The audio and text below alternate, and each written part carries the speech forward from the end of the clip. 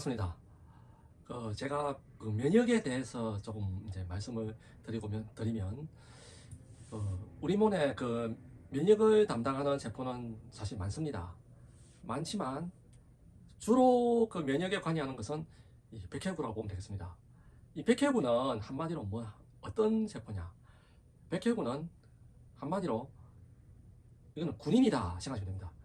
이제 우리 인체가 하나의 나라라면 우리나라를 지키는 군인이다. 그렇기 때문에 이 백혈구는 상당히 과격합니다.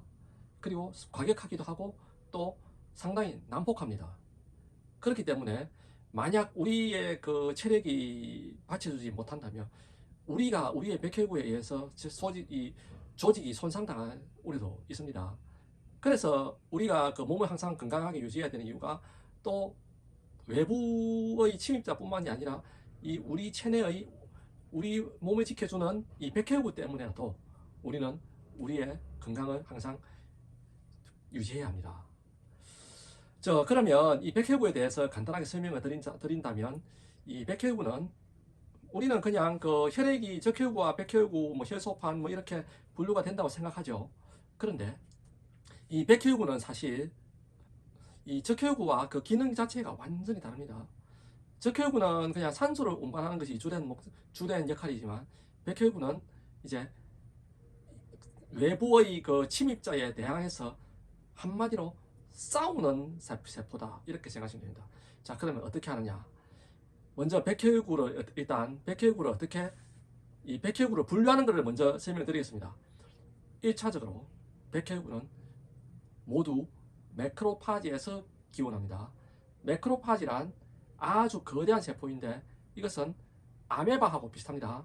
아메바가 어떻게 먹이를 섭취하는지 알죠? 아메바는 위족을 내어서 세균을 그대로 집어삼키죠. 백혈구 역시 그렇게 합니다. 이 매크로파지가 특히 그렇게 하는데 매크로파지는 이제 백혈구의 정구세포다 이렇게 생각하시면 됩니다. 이 매크로파지가 나중에 과립구와 림프구로 이제 나누어집니다. 매크로파지가 이제 본연에서 과립구와 림프구의 두 종류의 백혈구가 된다. 이렇게 생각하시면 됩니다. 일단 매크로파지도 아주 과격한 세포인데 이 매크로파지는 실질적으로 크게 역할을 하지 않습니다. 이 매크로파지가 기원이 돼서 이제 백혈구는 과립구와 림프구로 이제 나누어집니다.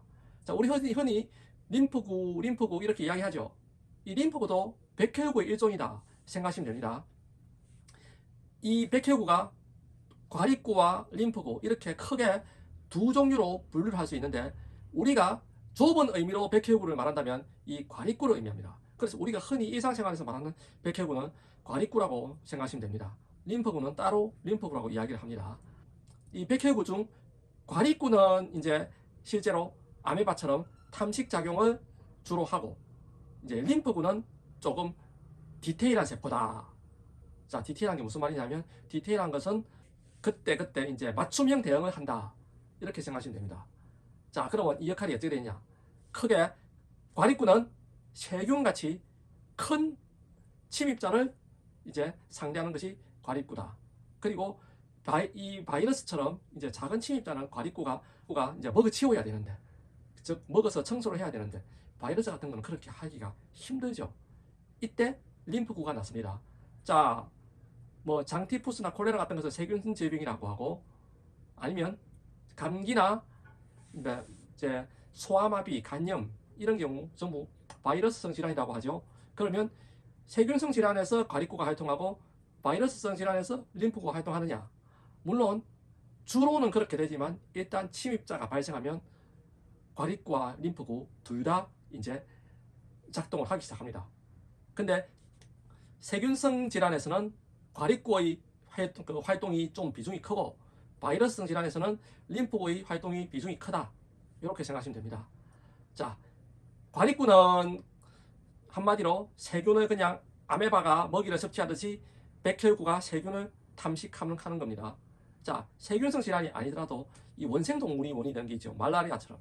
말라리아 같은 경우는 원생동물이 병원균이죠. 이런 경우도 역시 백혈구가 기능을 합니다. 그리고 림프구는 어떻게 기능을 하느냐? 림프구는 이제 또 세분해서 T 림프구와 B 림프구로 나누어지는데 자, 물론 T 림프구도 종류가 많고 B 림프구도 종류가 많습니다. 근데 그 개념은 간단하게 어떻게 되느냐. T 림프구는 일단 이 병원체, 바이러스 같은 병원체를 자기의 세포대로 끌어들인다. 그렇게 해서 바이러스가 생성하는 여러 가지 단백질들을 이제 분해해버린다. 이것이 T세포 역할입니다. 그리고 B세포는 T 림프구를 T세포라고도 하고 B 림프구를 B세포라고도 합니다. B 림프구는 이제 조금 더 디테일합니다. 항체를 만듭니다. 항체는 뭐냐? 바이러스가 만들어내는 항원을, 물론 세균도 항원 만들 수 있습니다. 하지만 주로 항원 만드는 것은 바이러스입니다. 바이러스가 만들어내는 항원을 무력화시키는 것이 항체다. 즉 항원이 열쇠라면 항체는 자물쇠라고 보면 됩니다. 그렇게 해서 열쇠와 자물쇠는 서로 이 아기가 딱 들어맞죠. 마찬가지로 항원에 아기가 딱 들어맞는 항체를 만들어서 항원이 더 이상 작용을 못하게 하는 것, 이것이 항체입니다. 이 항체를 만들어내는 것이 B림프구다, 이렇게 생각하시면 됩니다. 자, 이렇게 백혈구의 기능을 이번 시간에 설명을 드렸습니다. 자, 앞으로 백혈구의 이 기능을 또 조금 더 세분해서 계속 설명을 드리도록 하겠습니다. 이번 시간에는 이 정도로 하고 마치도록 하겠습니다. 감사합니다.